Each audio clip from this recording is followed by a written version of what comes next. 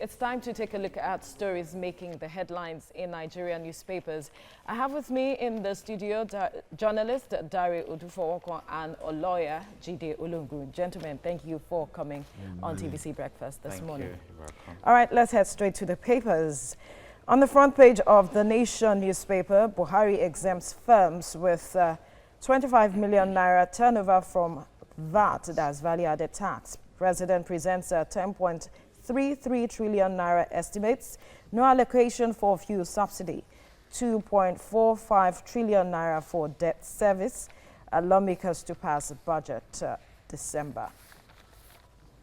All right, we'll move now to the front page of News Direct. Buhari presents 10.3 trillion naira a 2020 budget to National Assembly, proposes 7.5% VAT from 5%, real GDP growth of 2.93% as reactions trail 2.45 trillion naira debt service, VAT increase others. And to the front page of the Blueprint 2020 budget, Buhari presents 10.33 trillion naira estimates to National Assembly. No IPPS enrollment, no salary, President warns workers, tasks MDAs on expenditure control measures. On the front page of the Daily Trust, Works gets lion's share as Buhari proposes 10.33 trillion naira for 2020. Lawan gives 3 weeks for ministers to defend budgets. Agencies must seek approval before recruitment. Only relishable revenue will make budget work, experts. All right. We'll move to the front page of the Daily Times now. 2020 budget. Buhari proposes 2.8 trillion naira deficit to spend 10.33 trillion naira. Allocates 262 billion naira to works and housing. Power, 127 billion naira. Transport, 123 billion naira. Defense, 100 billion naira. Agric, 83 billion naira. APC confident of early passage of budget. Budget will further impoverish Nigerians, PDP. All right, we'll be looking at that story soon. Fears in Abuja, now to the Daily Sun. Fears in Abuja as gunmen in army uniform abduct nine. Kidnappers demand 90 million naira ransom. 2 policemen abducted in Rivers. 150 bandits invade Sokoto.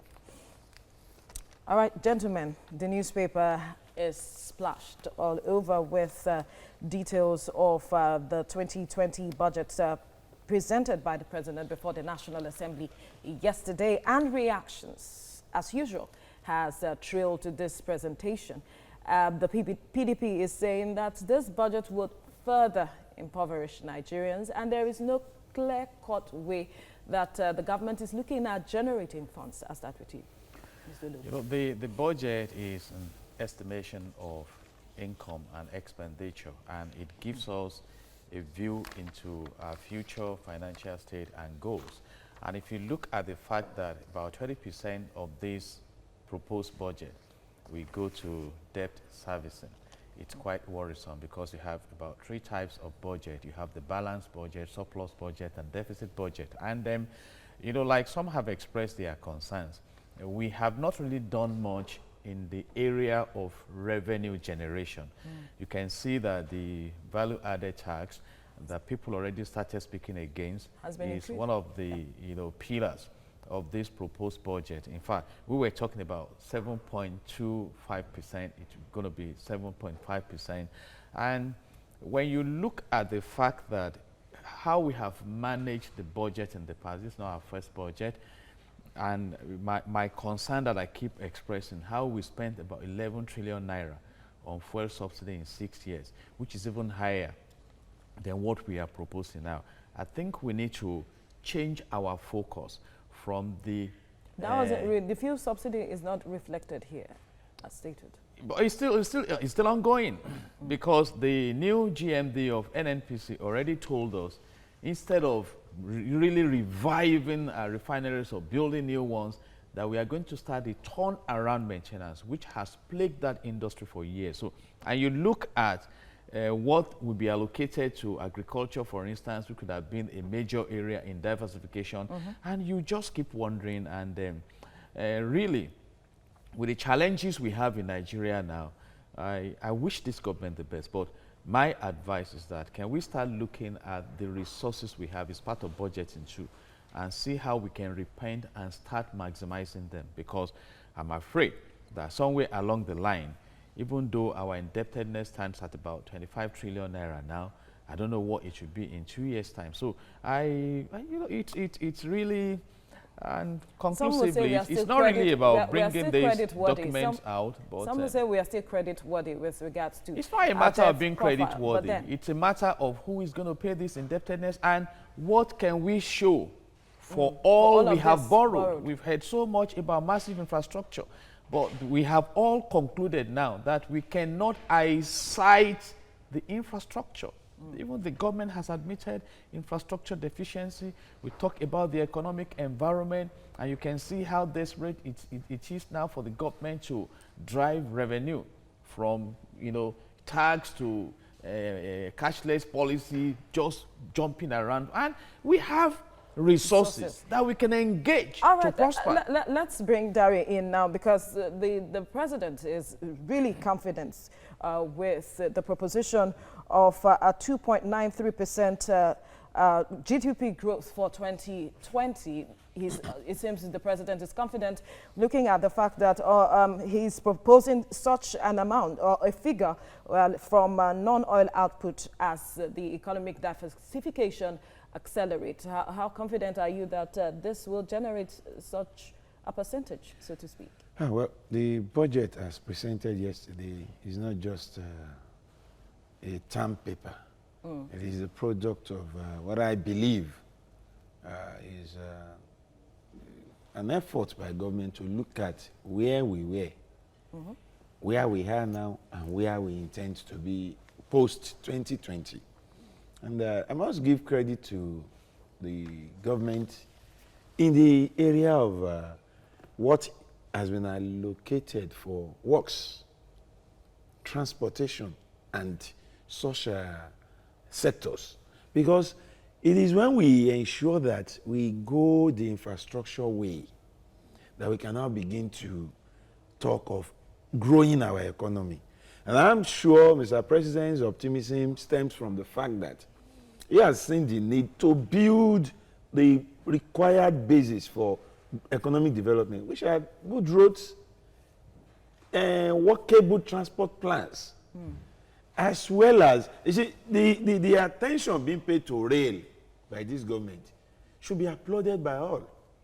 Because the moment we're able to put the railway to work, there will be less pressure on our roads.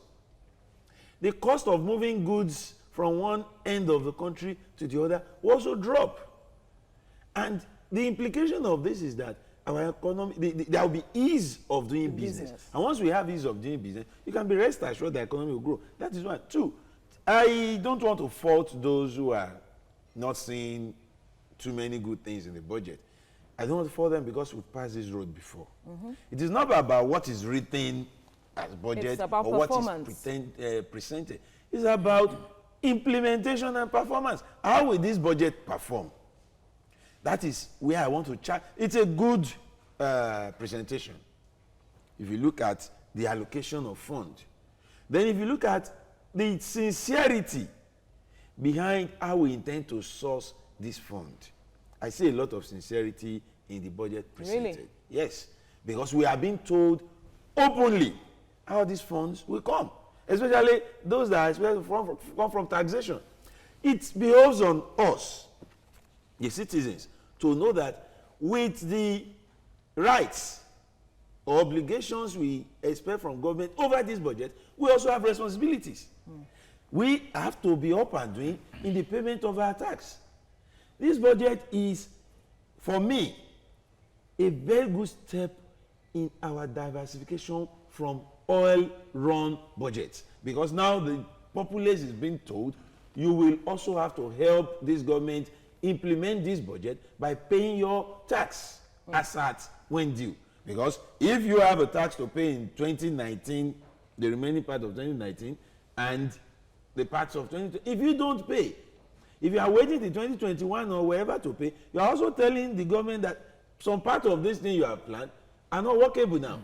So that's because a lot of citizens will say that they have been paying taxes, but are not seeing what is being done with the taxes. You see, this is not a time for excuses. It's a time to challenge this government now. Or you are asking us to pay. But we've seen persons who have tried to challenge the government. We've seen the results.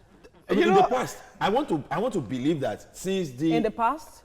Of recent? I mean, those who pay their tax. Yes. And then you are not seeing the results? Yes. No. Those who have tried to even challenge the government. You know, challenge how? Please, sorry, let me understand that. Challenge the government. Where is Shawore now?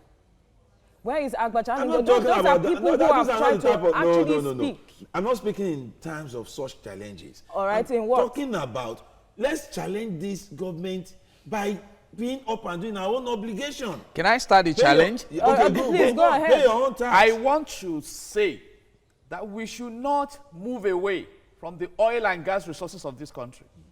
The UAE maximized that gift of God, and it's a frontline economy today. It's as if we are abandoning our oil and gas to Shylocks, to those who are cheating us. I read about oil theft, I read about subsidy, and yet the pump price of fuel is being increased. I mean, God has blessed this country abundantly. Fine, you may diversify. But should that make us to clamp down on the oil and gas that many countries have used to lift their people from poverty to prosperity? And I need to challenge the government to explain to us why that very vibrant and potentially prosperous sector of our economy has been grossly mismanaged. I'm offended as a citizen, and I have said it somewhere. All right. I know it's my primary responsibility as to pay tax. Yes, it's absolutely. also my secondary privilege to enjoy the benefits of the tax I pay. And if this tax had been rightly engaged, it would have empowered the economic environment. Let me add this. We have to go now. That we won't have oil forever. So if you have a government that we is have to encouraging us to diversify, what have we done with the oil so far till date? All right, gentlemen, so many questions to be asked, but we have to leave it at this point because of time. Thank you so much for your contribution on the newspaper review. Nigeria.